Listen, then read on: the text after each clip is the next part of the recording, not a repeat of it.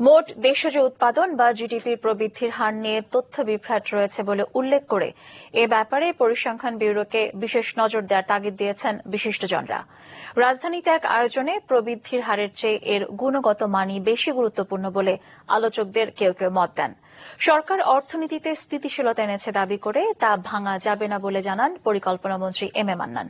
আর ৮% প্রবৃদ্ধিকে সরকারের রাজনৈতিক মূলধন আখ্যায়িত করে তা বিশ্বাসযোগ্য নয় বলে মন্তব্য করেন বিএনপির স্থায়ী কমিটির সদস্য Amir Khasru Mahmud Chowdhury. Centre for governance studies CGS আয়োজিত অর্থনৈতিক দুর্দশা ও সুশাসনের চ্যালেঞ্জ শীর্ষক এক সেমিনারে সরকারের মন্ত্রী, রাজনীতিবিদ, অর্থনীতিবিদ, বিশিষ্টজন সহ বিভিন্ন পেশাজীবীরা অংশ নেন।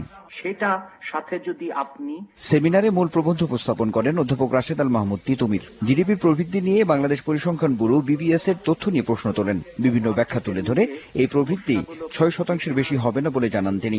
আমাদেরকে এই চ্যালেঞ্জগুলো তর্ক বিতর্ক করা দরকার, জনবিতর্ক করা দরকার এবং তারপরে কৌশল বের করা দরকার যে আমরা সামনের বাংলাদেশকে কিভাবে সাজাবো। অর্থনীতিকে সরকার একটি শক্তিশালী ভিতের উপর দাঁড় করিয়েছে বলে জানান পরিকল্পনামন্ত্রী এম এ মান্নান। জিডিপির প্রবৃদ্ধি ও সামাজিক স্থিতিশীলতার এই ধারা ধরে রাখার উপর জোর দেন তিনি। দয়া করে ফিগার দেখে কথা বলবেন।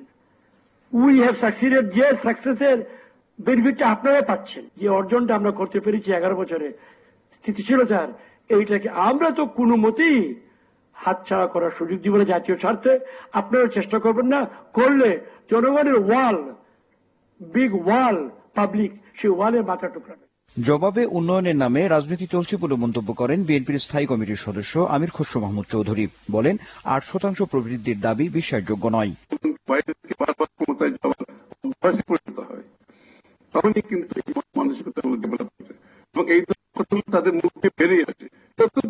বাজেটে নির্ময়ের মানুষের জন্য কোনো সুখবর নেই উল্লেখ করে জিডিপির হার নিয়ে তথ্য বিভ্রাট প্রসঙ্গে পরিসংখ্যান ব্যুরোকে বিশেষ নজর দেওয়ার পরামর্শ দেন আলোচকরা। কেউ কেউ বলেন জিডিপির হার কম বেশির চেয়ে এর গুণগত মানই বেশি গুরুত্বপূর্ণ। এটাকে একটা অটোনমাস, ইন্ডিপেন্ডেন্ট এবং প্রফেশনালি ম্যানেজড একটা ইনস্টিটিউশন করার দরকার, যাতে করে এটা যা কিছু তৈরি করে বা যা কিছু তারা স্ট্র্যাটেজি গ্যাদার করে বা নিজেরা নিজেদের ওইতে give out to the people, এটা যাতে মানুষ বিশ্বাস করে। ট্যাক্স বাড়ানো হয়েছে ইত্যাদি, যে ট্যাক্স এর কথা ছিল, ইভেন প্রেসিডেন্ট সেভিংস এর উপর, এই সমস্ত সব হচ্ছে আমাদের জন্য সুখবর আনে নাই। প্রবৃদ্ধির জন্য প্রবৃদ্ধি নয়, আমরা মানুষের কল্যাণ এবং মানব উন্নয়নের জন্য প্রবৃদ্ধি, এই কথা আমাদের মনে রাখা দরকার।